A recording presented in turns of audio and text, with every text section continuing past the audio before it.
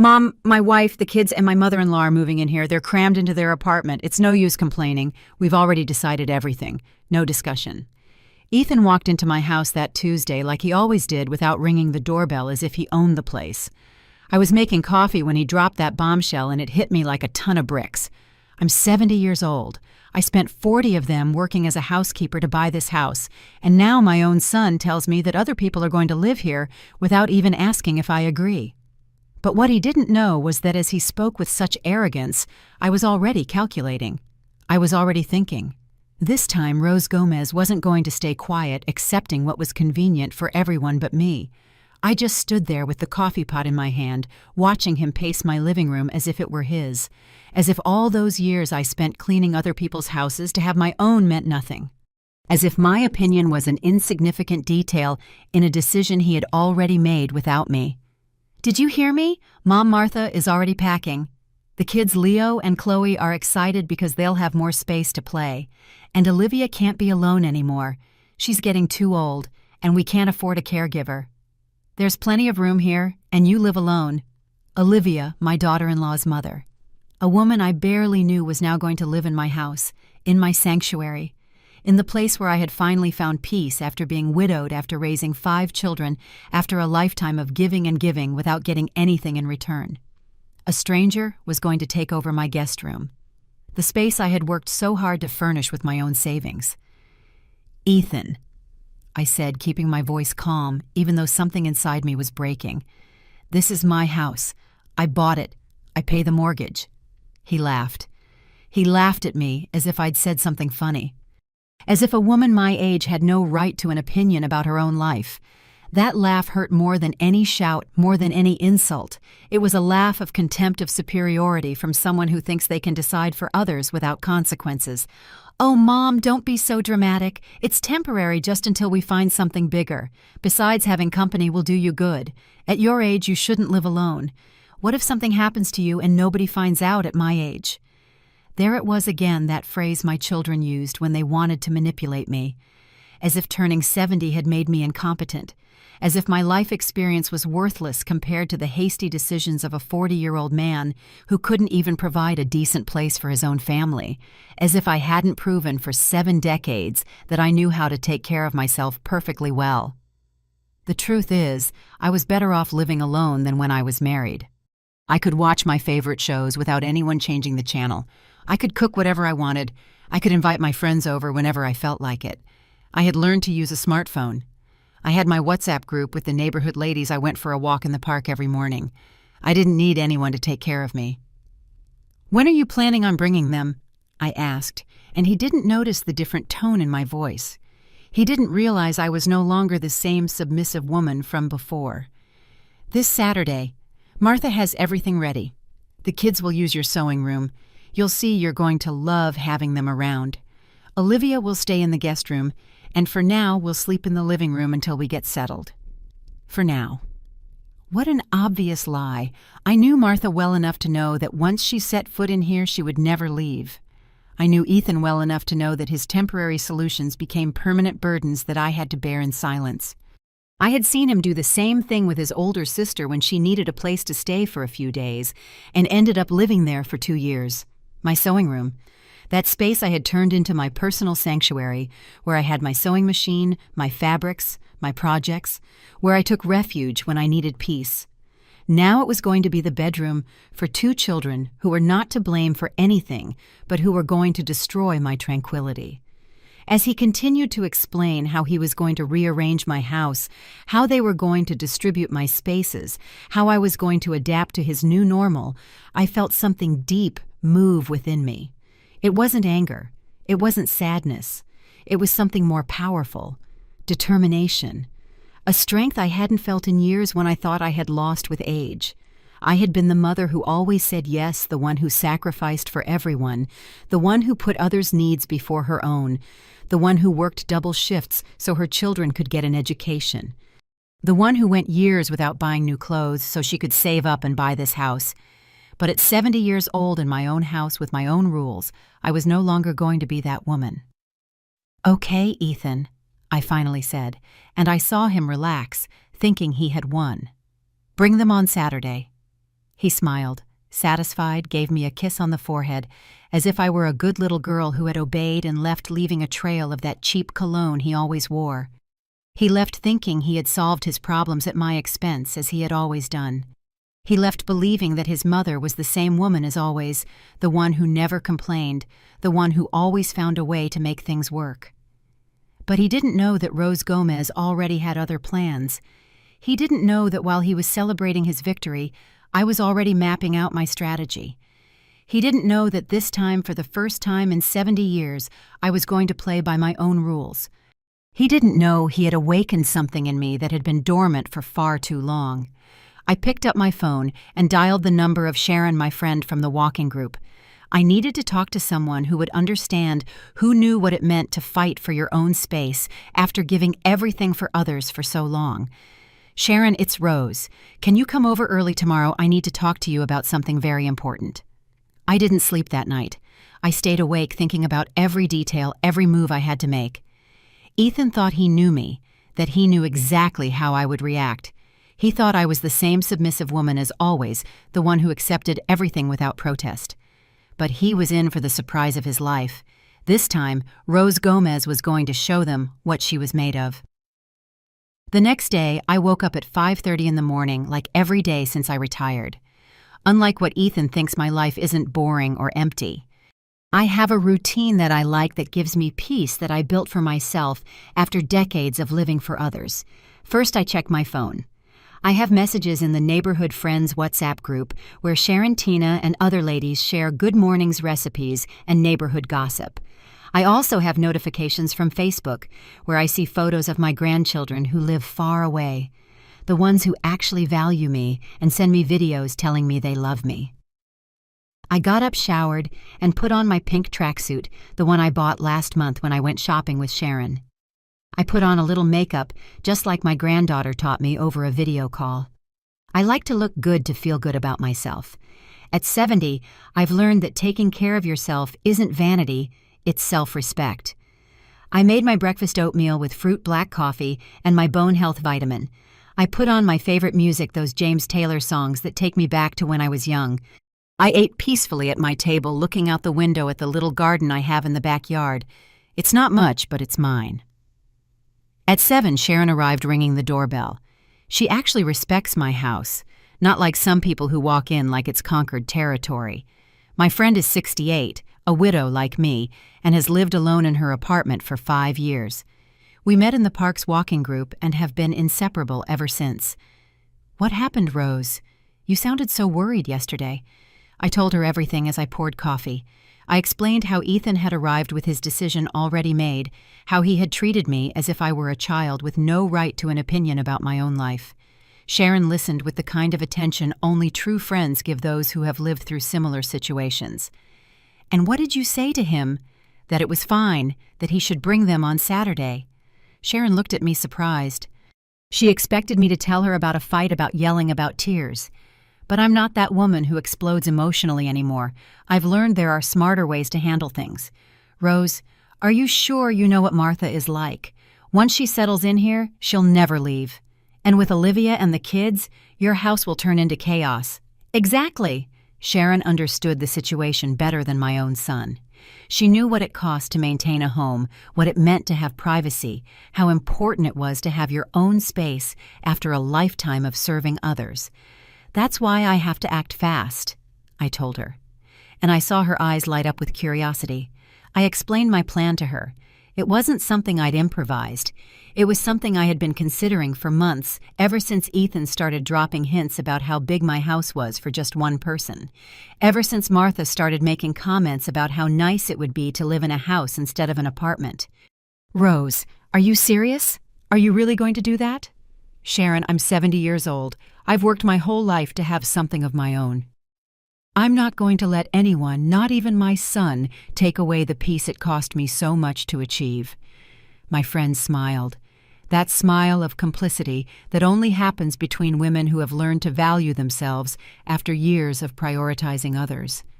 That smile of someone who understands that at a certain age, you don't have time to please people who don't value you. What do you need me to do?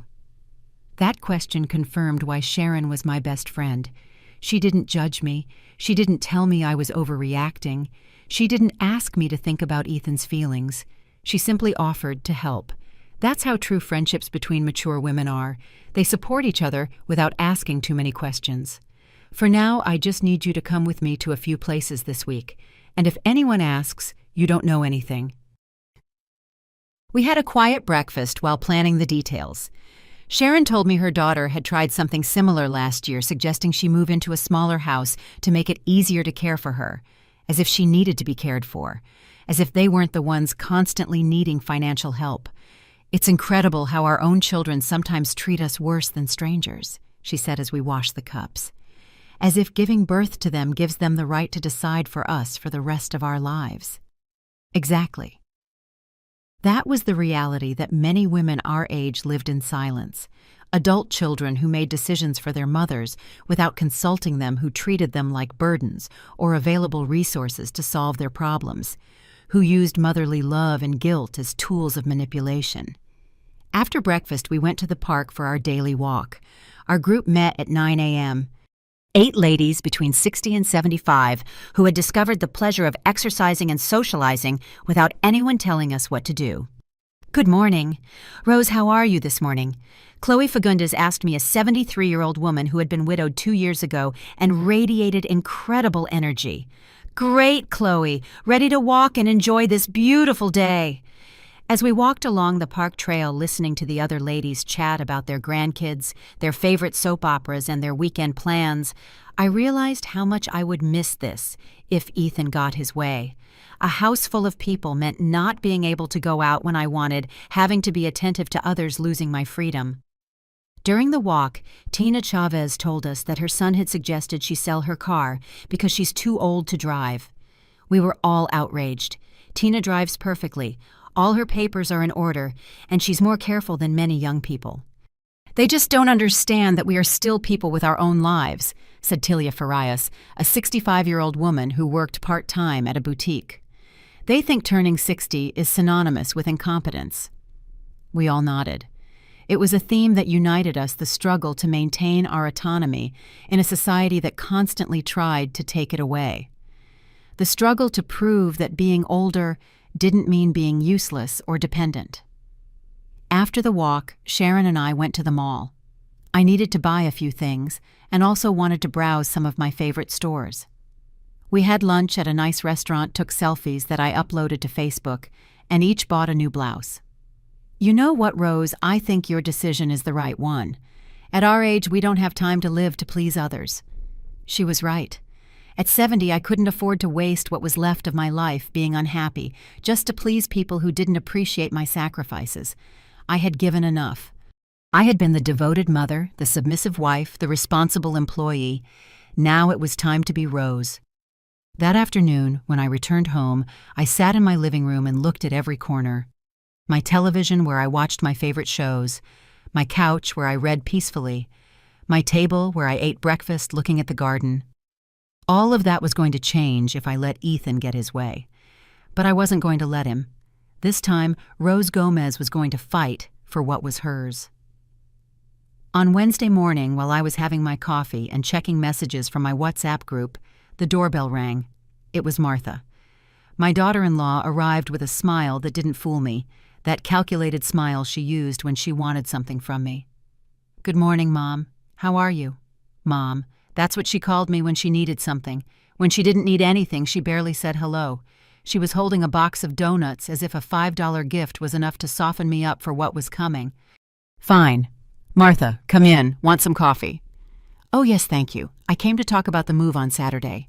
I wanted you to know that we're going to be very careful with your things. Don't you worry about a thing. My things, as if I were a guest in my own house. As if she were the new owner reassuring me about the care of my belongings. But I kept my cool, smiled, and served her coffee in my nicest cup. So, you have everything ready? I asked, as I sat across from her at my dining table. Yes, almost everything is packed. The kids are super excited. Leo asks me every day when we're moving here, and Chloe has already picked which bed she wants in the sewing room.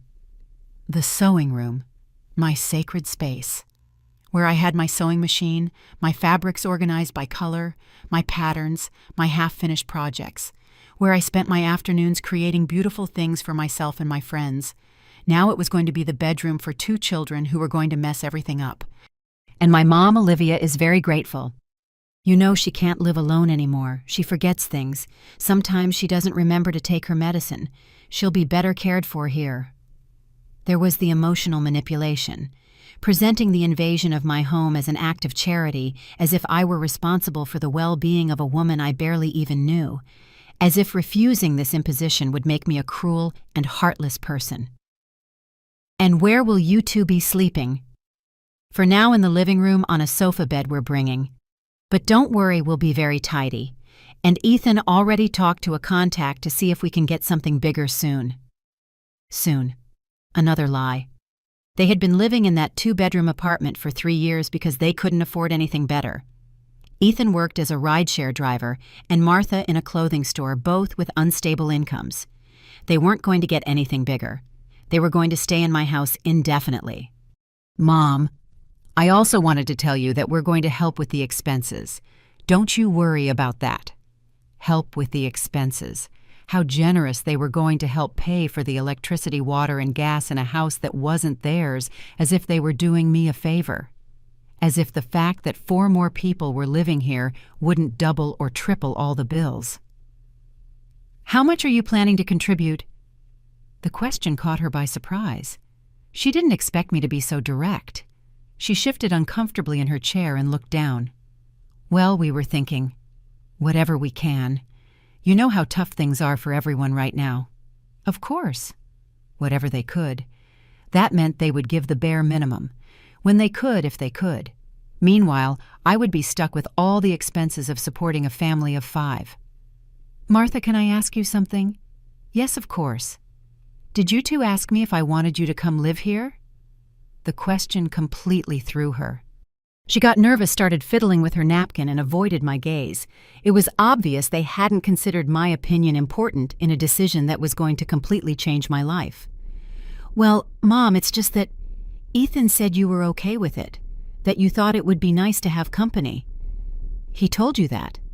Yes, he told me you were very happy with the idea, that you were feeling very lonely here. Lies. Ethan had lied to her so she wouldn't feel guilty about the invasion.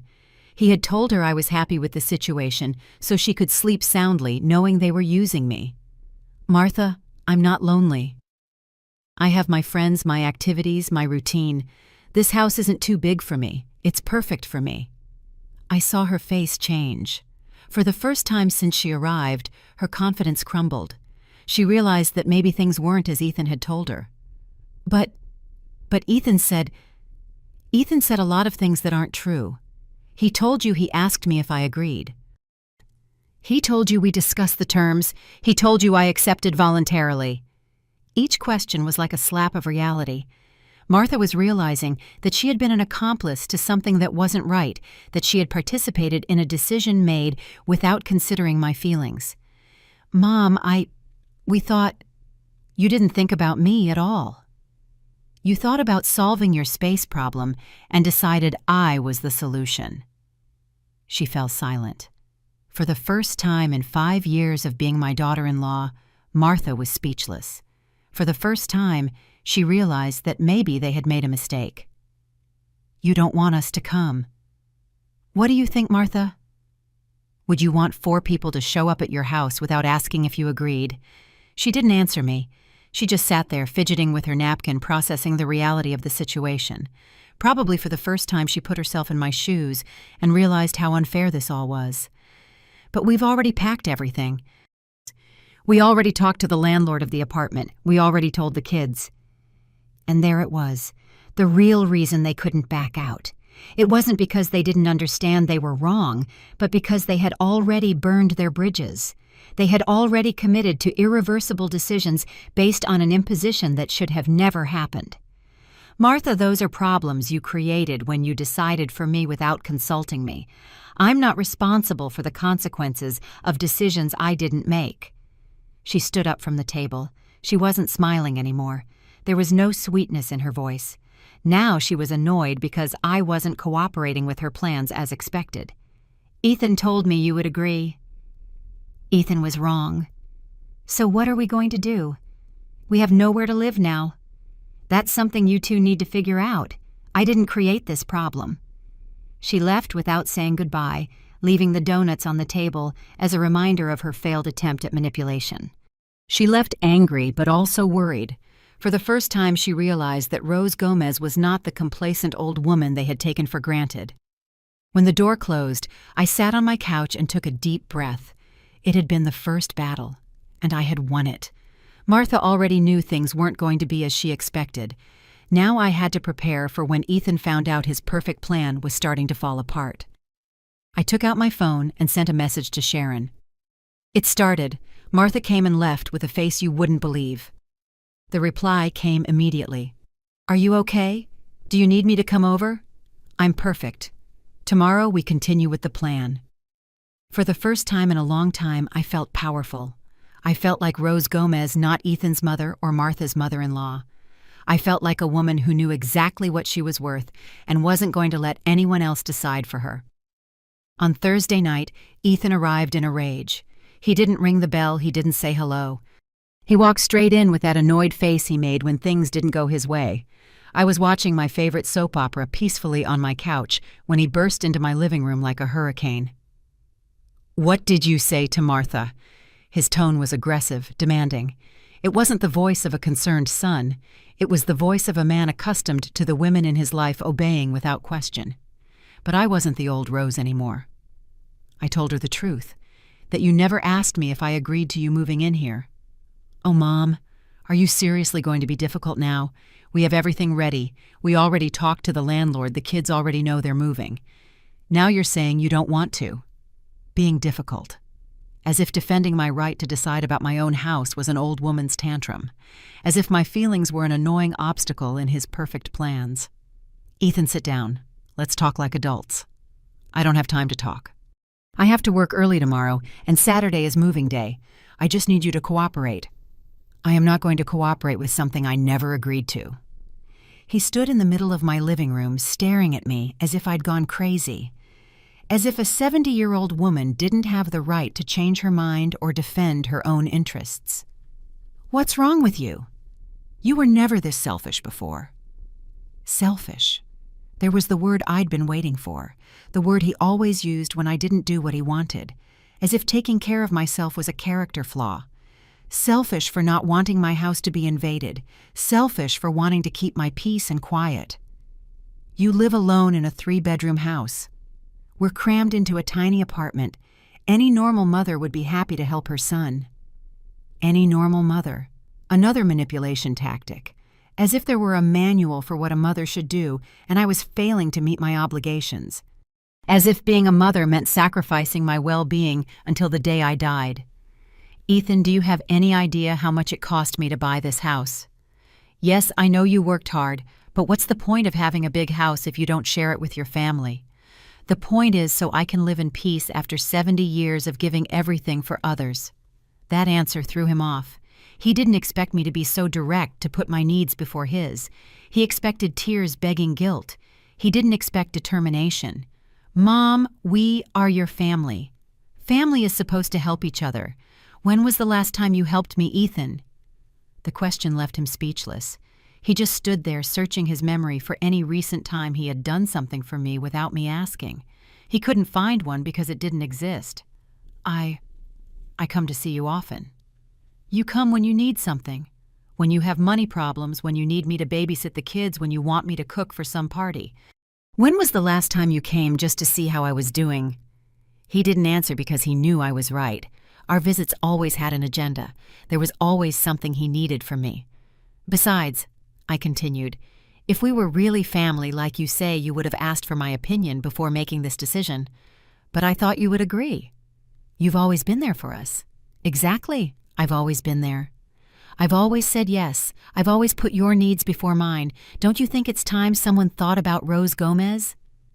He saw something different in my eyes, something he hadn't seen before, a firmness he didn't expect to find, a Rose who could no longer be manipulated with guilt or emotional blackmail. "But Mom, what are we going to do? We don't have the apartment anymore." "That's your problem. I didn't make that decision. You can't be so cruel." Cruel. Another word loaded with manipulation, as if defending myself was cruelty, as if setting boundaries was malicious. "You know what's cruel, Ethan? Showing up at your mother's house and telling her that other people are going to live there without asking if she agrees. That's cruel." He finally sat on the sofa, but not to talk. He sat down because he needed to think about how to solve the problem he himself had created. "Martha is crying. The kids have already packed their toys. Olivia already sold some of her furniture." Every sentence was an attempt to make me feel guilty.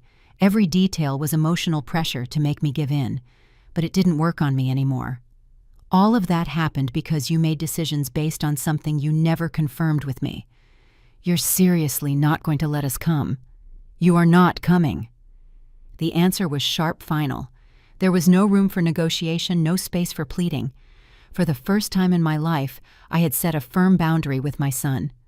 He stood up, angry, pacing the living room like a caged animal, running his hands through his hair. He was desperate because his perfect plan had fallen apart. "What if we pay rent? What if we contribute to all the expenses?" "No." "What if it's just temporary, just until we find something?" "No." "What if we promise not to bother you to respect your space?" "No." Every no was like a stab to his male pride.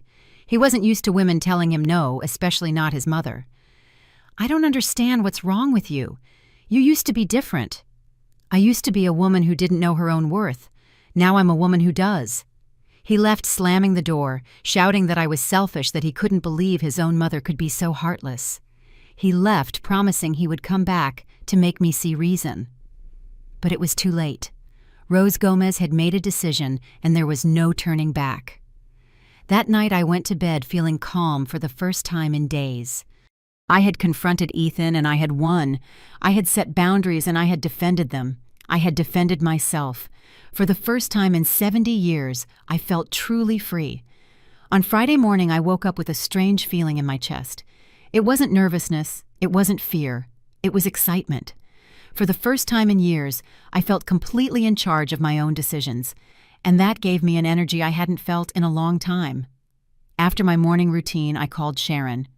"Ready for the most important day?" she asked, with that complicity only true friends have. "More than ready. Pick me up in an hour." The plan I had been brewing for months was finally going to be executed. It wasn't something improvised. It wasn't an emotional reaction. It was a strategic decision I had been considering ever since Ethan started dropping hints about how big my house was for just one person. Sharon arrived on time in her white sedan. The car her son had also suggested she sell because she was too old to drive. Like me, she had completely ignored that absurd suggestion. "Nervous?" she asked as I got in the car. "Not at all. On the contrary, I feel more confident than ever." Our first destination was the bank. For years, I had been saving in an account Ethan didn't know about, an account where I deposited money every month since I retired. It wasn't a huge amount, but it was enough for what I had planned. "Good morning, Mrs. Gomez." The manager greeted us when we arrived. "How can we help you today?" "I need to make a transfer." "A large transfer." The woman checked my account on the computer and nodded. For the last 5 years, I had been very disciplined with my savings. I lived on my pension and saved everything I earned from sewing clothes for the neighborhood ladies. "How much do you need to transfer?" I told her the exact amount. The manager raised an eyebrow in surprise but didn't ask any questions. It was my money, my decision. "Are you sure about this transaction, Mrs. Gomez?" "Completely sure." Sharon squeezed my hand while we waited for the transfer to process. She knew what this step meant to me. She knew there was no turning back. "All right, Mrs. Gomez, your transfer has been processed successfully."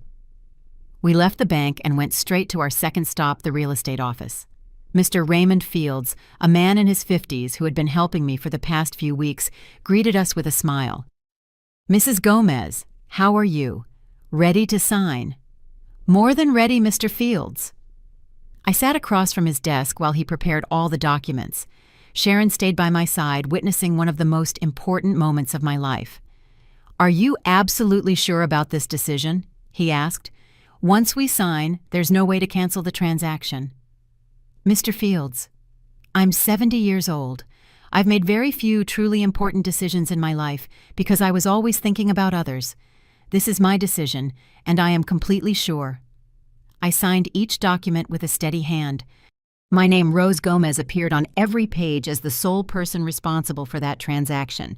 There were no CO signers, no guarantors, no one else involved. It was all mine. Perfect. You'll have the keys to your new property in 24 hours. New property. The words sounded like music to my ears. A place no one knew about, that no one could claim, that was completely mine. And the other transaction, I asked. That's also being processed. The buyers are very excited. It's a beautiful house in a great location. We had no trouble finding interested parties. Sharon looked at me with admiration. She knew how difficult it had been to make this decision, how brave it was to do something like this at 70. We left the real estate office and went to a nice restaurant downtown for lunch. I needed to celebrate. I needed to feel like I was doing something special for myself. Rose, how do you feel? I feel free. Sharon, for the first time in my life, I feel completely free. And while we ate, we went over every detail of the plan. Everything was calculated, everything was planned. There was no room for improvisation or turning back. What if Ethan gets really aggressive when he finds out? Let him get as aggressive as he wants. It's not my problem anymore. That answer surprised even me. For years, I had lived worrying about my children's reactions, trying to avoid conflict, sacrificing my own peace to maintain family harmony. But not anymore. When are you going to tell them? Tomorrow, when they show up with all their stuff. Sharon smiled. She knew it was going to be a memorable moment. A moment when Rose Gomez would finally show them what she was made of. After lunch, we went to my house so I could pack a few important things. Not much, just the essentials. The clothes I liked best, my documents, some photos of my grandchildren, my jewelry, my sewing machine. Aren't you sad to leave this house? Sharon asked as I folded my favorite dresses. This house was my dream for 40 years. But now that I have it, I realize the dream wasn't the house. The dream was having a place of my own where no one could decide for me. Exactly. The house had been the symbol of my independence, but it wasn't independence itself. Independence was the ability to decide to choose to say no when necessary. As I was packing, my phone rang. It was Ethan. Mom, we need to talk. We already talked yesterday. No, we need to talk seriously. Come over here or I'm going over there. There's nothing more to talk about, Ethan. Mom, please. The kids are crying. Martha didn't sleep all night. Olivia already sold her furniture. You can't do this to us. Do this to them. As if I were the one responsible for the problem they had created with their unilateral decisions. Ethan, what you do with your lives is not my responsibility. You're my mother. Mothers are supposed to help their children. And I did for 45 years. I've done my part. I hung up the phone. There was no point in continuing a conversation that was just going in circles. Ethan still thought he could manipulate me with guilt, but that Rose no longer existed. Sharon helped me carry the boxes to her car. There weren't many things, but they were the important ones. The rest would stay with the house. Where are we going to keep these? At your place, if you don't mind, just for tonight. Of course I don't mind. I love being part of your revolution. Revolution. What a perfect word. Because that's exactly what I was doing, revolutionizing my own life. That night I had dinner at Sharon's house. We cooked together, watched a movie, talked about our plans for the coming weeks. For the first time in a long time, I wasn't worried about what others needed from me. Tomorrow is going to be a very interesting day, Sharon told me before I went to sleep. Tomorrow is going to be the first day of the rest of my life. And she was right. Tomorrow, Rose Gomez would be born again. Saturday arrived with a brilliant sun that seemed to light the way to my new life. I got up early, got ready with special care, and returned to my house to await the show that was about to begin. At 9 a.m, the first moving truck arrived. Ethan was driving, followed by Martha in her car with the kids and Olivia. Behind them was another vehicle with more relatives who had come to help with the move. I saw them get out with the energy of someone who is sure everything will go according to plan. Ethan directed the movers as if he were the owner of the house. Martha organized the boxes. By priority, the children ran excitedly towards the door. I went out to greet them with a calm that surprised even me. There were no nerves, no doubts, just a deep tranquility of someone who knows exactly what they are going to do. "Good morning," I said from the entrance of the house. "Good morning, Mom. We're here." "The guys are going to start unloading. Can you open the door wide so everything can fit?" "That won't be necessary, Ethan." He stopped in his tracks. The movers stood waiting for instructions. Martha looked up from the boxes she was organizing. "What do you mean it won't be necessary? You're not bringing anything into this house." The silence that followed was deafening. Everyone froze, processing what I had just said. It was as if I had detonated a bomb in the middle of their perfectly planned operation. "Mom, what are you talking about? The truck is here. We brought all our things. And you're going to take all your things back." Ethan approached me with that face he made when he thought he could intimidate me, but I wasn't the same woman anymore. "Are you crazy? Do you know how much the truck cost us? Do you know everything we had to do to organize this? That's not my problem, Ethan. I never asked you to organize anything."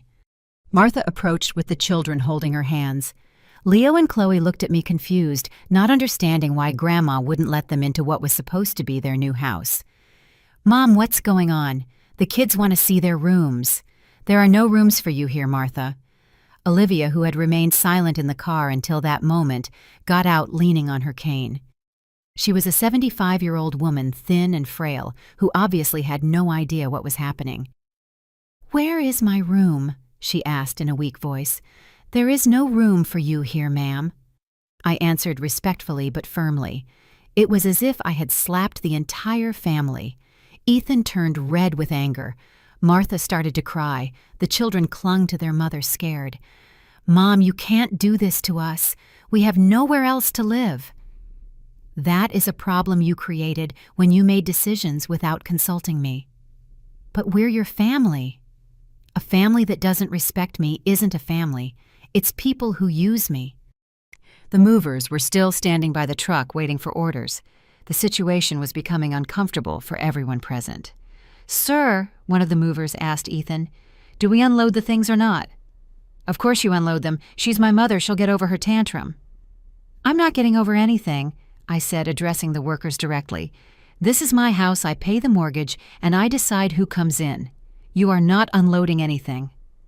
One of the movers, an older man who had obviously seen similar family situations, nodded in understanding.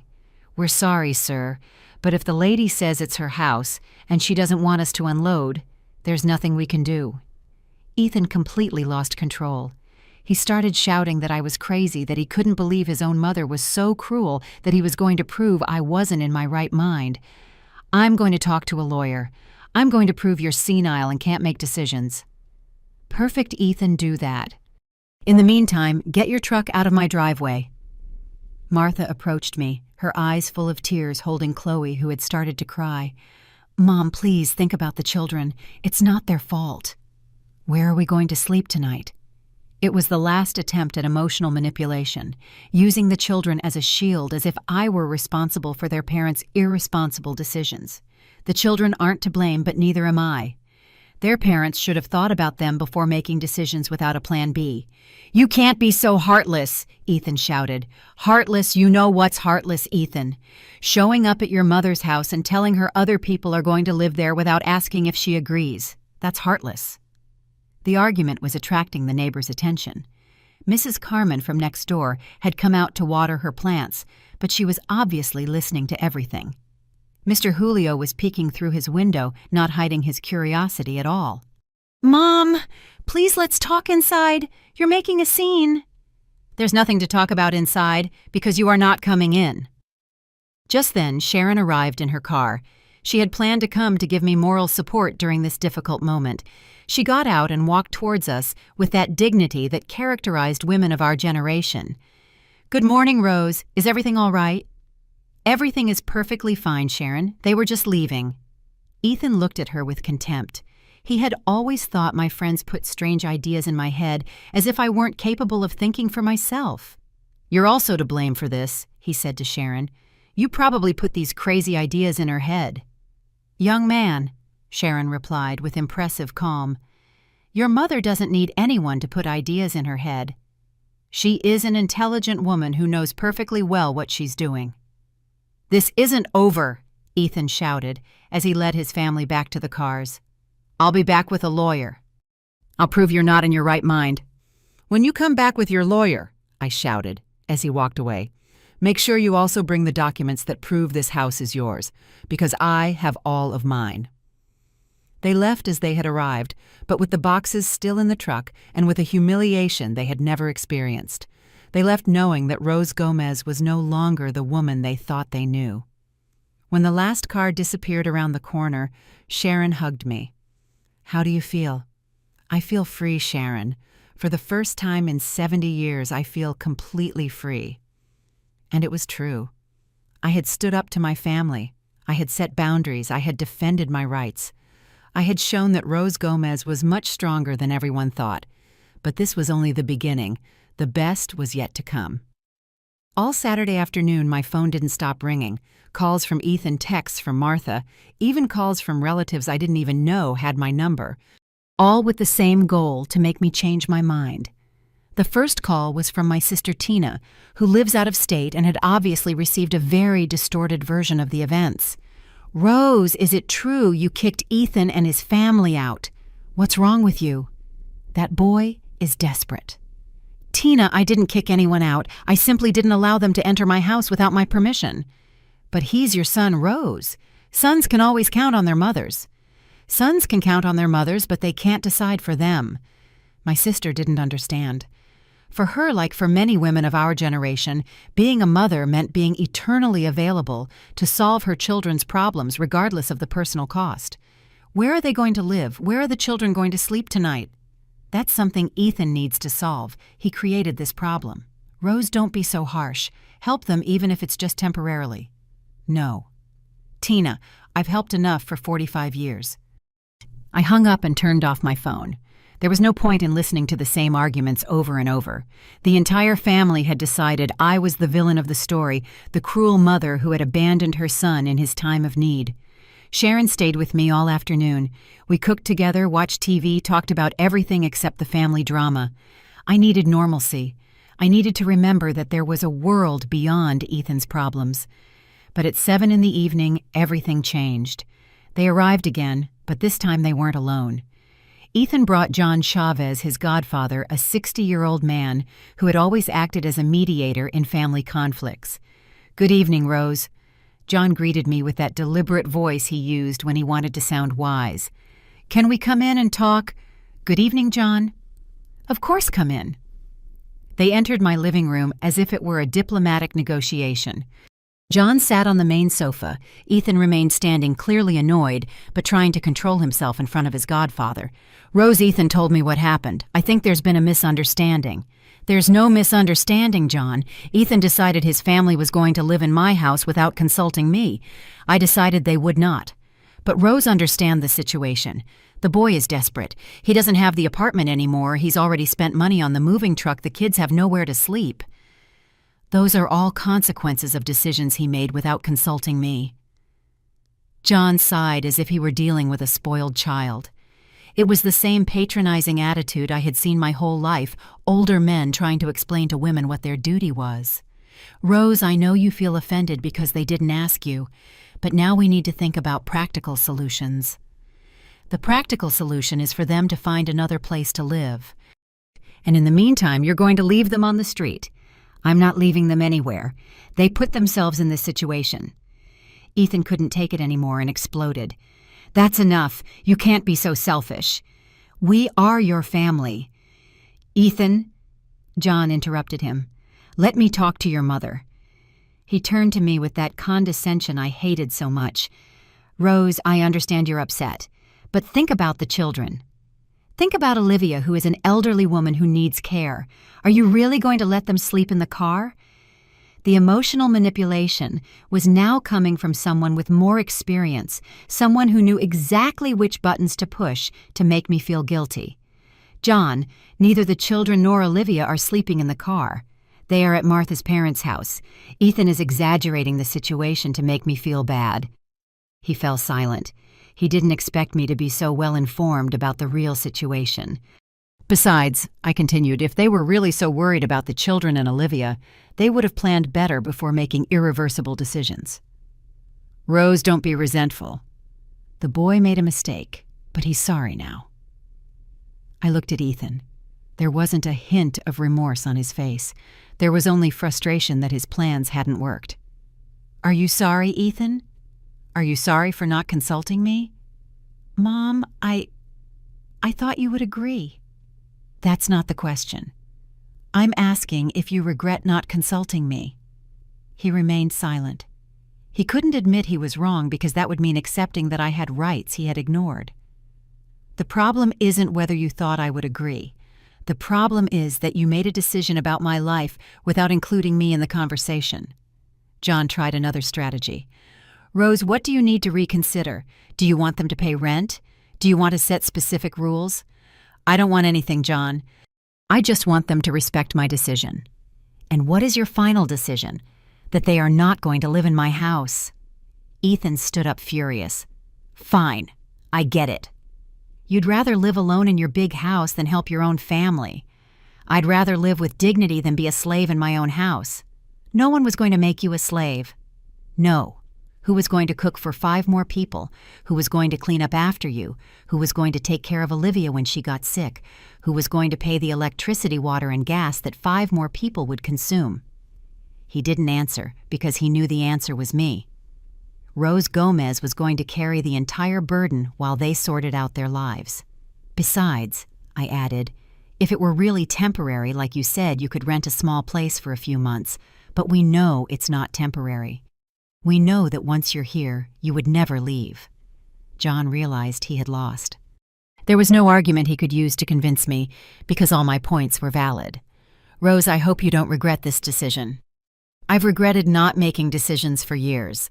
I'm not going to regret starting to make them. They left more quietly than they had arrived. John, accustomed to resolving family conflicts with his patriarchal wisdom, had been defeated by a 70-year-old woman who simply knew her worth. Ethan left without saying goodbye, but before he walked out, he yelled at me from the door. Don't forget that one day you'll be old and sick, and you'll need someone to take care of you. When that day comes, I replied without losing my composure, I'll hire someone to take care of me with respect, not someone who sees me as a burden. That night after Sharon left, I sat in my living room and felt a peace I hadn't experienced in years. I had resisted all attempts at manipulation. I had stood my ground despite family pressure. Rose Gomez had won this most important battle of her life, but the war wasn't over yet. On Sunday, I had an early breakfast because I had an important appointment. At 10 in the morning, Mr. Raymond Fields arrived with a folder full of documents and a smile that immediately put me at ease. Good morning, Mrs. Gomez. I'm here to give you the keys to your new property. The keys. I finally had the keys to my new life in my hands. A smaller but more modern house in a quiet subdivision where nobody knew me, where nobody had expectations about what Rose Gomez should or shouldn't do. And here are the documents for the sale of this property. Everything went perfectly, ma'am. The buyers are very happy. They've already deposited the full amount. I signed the last papers feeling a mix of nostalgia and excitement. This house had been my dream for 40 years, but now it had become a battlefield. It was time to let it go. When do you need to hand over the property? Today, if possible. The buyers want to move in this week. Perfect. There was no time for regrets or doubts. Sharon arrived with her car just as the lawyer was leaving. We had arranged to pick up my things and officially move me into my new life. Ready for the big change? She asked as we loaded the last boxes. More than ready, Sharon. I feel like I'm starting a new life. As we were putting my belongings in the car, Mrs. Carmen, my longtime neighbor, came over. She had been a good, respectful, and discreet neighbor, but she was obviously curious about everything that had happened. Rose, is it true you're leaving? Yes, Carmen, I'm moving today. And was all this because of the fight with Ethan? It wasn't a fight, Carmen. It was my decision. She looked at me with that expression I knew well, that of someone who didn't understand how a mother could choose her own well-being over her children's needs. Don't you feel bad leaving the house where you lived for so many years? I feel worse for having wasted so many years not truly living. She didn't understand my answer, but she wished me luck and said goodbye with that formality people use when they don't approve of your decisions, but don't dare say it to your face. We were finishing loading when Ethan arrived. He was alone without Martha, or the kids, with a face that mixed anger and desperation. What's going on here? Why are you loading your things? I'm moving, Ethan. You're moving to where? To my new house. He stood on the sidewalk as if he had been physically struck. He didn't expect this.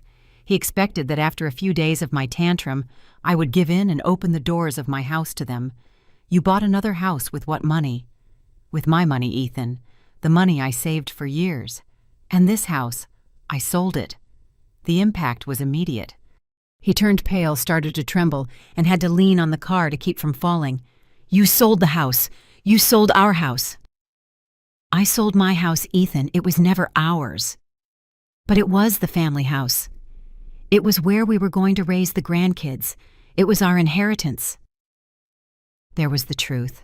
He didn't care about my well-being. He wasn't worried about my happiness.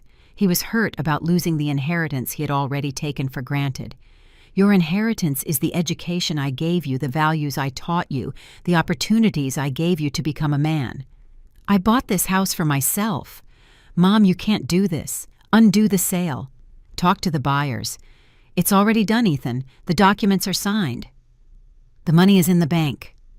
He sat on the curb and started crying like a child. He wasn't crying for me. He wasn't crying for our relationship. He was crying for the money he had lost for the house he was no longer going to inherit. Where are we going to live? Where are my children going to sleep? That's something you have to figure out like any other adult man. Sharon finished closing the trunk and gave me a sign that it was time to go. There was nothing more to do here. Ethan, I'm leaving. I hope one day you understand that what I did wasn't to hurt you but to respect myself. You can't just leave like this. I'm your son. Precisely because you are my son, I hope you'll one day learn to value the women in your life instead of using them. I got into Sharon's car without looking back. In the side mirror, I saw Ethan running after the car, shouting for me to come back to talk, that I couldn't do this to him. But it was already done. Rose Gomez had closed a chapter of her life and was opening a completely new one. How do you feel? Sharon asked me as we drove towards my new house. I feel reborn. The new house was perfect, smaller than the old one, but with everything I needed. 2 bedrooms, one for me and one for guests I actually wanted to have. A cozy living room, a modern kitchen, a small but nice garden. It's beautiful, Rose. You're going to be very happy here. She was right. For the first time in my life, I had a space that was completely mine, with no strings attached, no obligations to anyone else. That afternoon, as I was arranging my things in my new home, the phone rang. It was a number I didn't recognize. Mrs. Rose Gomez. Yes, this is she. This is attorney Hector Torres. I represent your son, Ethan Gomez. My client wants to contest the sale of the property on Maple Street. So Ethan had followed through on his threat. He had hired a lawyer to try to take away my right to sell my own house. Counselor, that property was mine. I have all the documents to prove it. I understand, ma'am. Perhaps we could meet to discuss a possible solution. There is nothing to discuss. Counselor, I exercised my legal right to sell a property that was entirely mine. Ma'am, my client alleges that the sale was made in a state of emotional distress and without considering family rights. I couldn't help but laugh. Ethan was trying to prove I was crazy or that the family had rights to my property. Counselor, I am 70 years old. I do not have dementia. I have all my mental faculties, and the property was in my name alone. Your client has no legal claim to that house. Would you be willing to meet with me to discuss compensation? There is nothing to discuss. Good day. I hung up and sat on my new sofa to reflect on everything that had happened. Ethan wasn't going to give up easily. He would keep pushing, threatening, trying to make me feel guilty. But I didn't care anymore. Rose Gomez had made the most important decision of her life, and there was no going back. 3 months after moving into my new house, my life had completely changed. I woke up every morning without the weight of others' expectations, without the pressure of having to please anyone else. My morning routine was still the same. A quiet breakfast, looking at my little garden, checking messages in the WhatsApp group with my friends. But now, everything had a different flavor. It was the taste of true freedom. Sharon came to visit me every Tuesday and Thursday. We had formed a sisterhood of mature women who supported each other. I had also met my new neighbors, Chloe Fagundes, a 72-year-old widow who taught knitting classes, and Olivia Chavez, a 68-year-old woman who had opened a small baking business from her home. "You know what I love most about living here," I told Sharon as we had coffee in my new kitchen. That nobody knows me as Ethan's mom or Martha's mother-in-law. Here I'm simply Rose Gomez. My new identity had blossomed in ways I hadn't expected. I had enrolled in a painting workshop at the community center. I had rediscovered my passion for sewing. But now, creating things for myself, I had learned to use my smartphone better, and had even opened an Instagram account where I posted photos of my projects. The money from the sale of my old house had allowed me not only to buy the new property, but also to have a financial cushion that gave me peace of mind. For the first time in my life, I wasn't financially dependent on anyone, and that feeling was intoxicating. "Have you heard anything from Ethan?" Sharon asked me. "His lawyer called me 2 more times, but I don't answer anymore. Tina told me they finally found a larger apartment to rent." Life had moved on for everyone. Ethan had had to face the consequences of his rash decisions, but he had finally solved his housing situation without needing to invade his mother's house. "Don't you miss them?" It was a question I often asked myself. Did I miss my family? Did I miss the noise of the children, the conversations at the table, the feeling of being needed? I missed the idea I had of them. I answered after thinking about it. I miss the illusion that they valued me, but I don't miss feeling used. That was the most honest truth I could give. For years I had confused being useful with being loved, being needed with being respected. One Sunday afternoon, while I was watering the plants in my garden, the doorbell rang. It was Leo, my 8-year-old grandson, accompanied by Chloe, my 6-year-old granddaughter. They were alone, which surprised me. "Grandma!" Leo shouted, running towards me. "Hello, my loves. What are you doing here? Where are your parents?" "Dad brought us, but he stayed in the car," Chloe explained. "He told us to tell you that he misses you a lot." Emotional manipulation using the children. Ethan had sunk to that level of desperation. "And do you miss me?" I asked, crouching down to their level. "Yes, Grandma. Why don't you live in the big house anymore?" "Because I bought a nicer house where I can be happier." "Can we see it?" "Of course." I let them in and showed them every corner of my new home. Their eyes lit up when they saw my sewing room perfectly organized with colorful fabrics and my machine running. "It's so pretty. Can you teach us to sew?" "Of course. When your parents give me permission, you can come on weekends and I'll teach you." We played for an hour. I made them their favorite cookies. We watched cartoons. We took selfies that I uploaded to my Instagram. These were genuine moments, without pressure, without a hidden agenda. When my phone rang, I knew it was Ethan asking about the kids. "Mom, are the kids there?" "Yes, they're here. Very happy, by the way." "We can come pick them up." "You can come, but only to pick them up. I'm not going to argue with you in front of them." 10 minutes later, Ethan and Martha arrived. They looked different, more tired, more serious. The financial pressures of supporting a family without external support had visibly affected them. "Hi, Mom." Ethan greeted me with a softer voice than last time.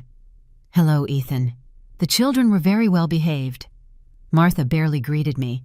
She was still resentful about everything that had happened, probably blaming me for the difficulties they had faced. "Mom, can we talk for a moment? I already told you I won't discuss anything in front of the children. It's not to argue. I want to apologize." I definitely didn't see that coming. Ethan, my proud and stubborn son, was apologizing. "Kids, go play in the garden for a moment." When they left, Ethan sat on my new sofa and took a deep breath. Mom, these past few months have been very difficult. Not just because of the money, but because I realized that I never asked you what you wanted. And now you understand. Yes, now I understand that I made decisions about your life without considering your feelings, and I apologize for that. It was progress. It wasn't a full apology because he didn't mention the respect, the manipulation, or the legal threats, but it was a first step. And what do you expect from me, Ethan? I don't expect anything, Mom. I just wanted you to know that I was wrong. Martha remained silent, but I saw something in her eyes that could have been understanding. Maybe she too had realized that mothers were not unlimited resources for solving other people's problems. Ethan, I'm not your enemy. I never was. But I will no longer be the woman who says yes to everything without being asked how I feel about it. I understand. Do you really understand? Or are you just telling me what you think I want to hear? He thought before answering. That gave me hope. For the first time, he was truly reflecting on my words. I think I understand. And I think I'm scared to admit that my mom has a right to live her own life. It was the most honest statement I had heard from him in years. The children can come visit me whenever they want. They can stay on weekends if you need time for yourselves, but they will come as beloved guests, not as my obligation. Really, but on one condition, that you respect me the way you would respect anyone else who is helping you. He nodded with a humility I hadn't seen in him since he was a child. When they left, I stayed in my living room looking at the photos I had taken with my grandchildren. They were beautiful, innocent, full of life. It wasn't their fault their parents made the decisions they did. But now the relationship was going to be on my terms. I would no longer be the grandma who said yes to everything for fear of losing her grandchildren's affection. I would be the grandma who loved them enough to teach them that older women also deserve respect. That night before sleeping, I looked at myself in the mirror of my new bedroom. I saw a 70-year-old woman who had learned to value herself. I saw Rose Gomez whole free, the master of her own decisions. I got into bed knowing that the next day I would wake up in my house with my schedule, with my plans, with my life. Finally, after so many years, I was the one deciding who to take care of. And the first person I had decided to take care of was myself.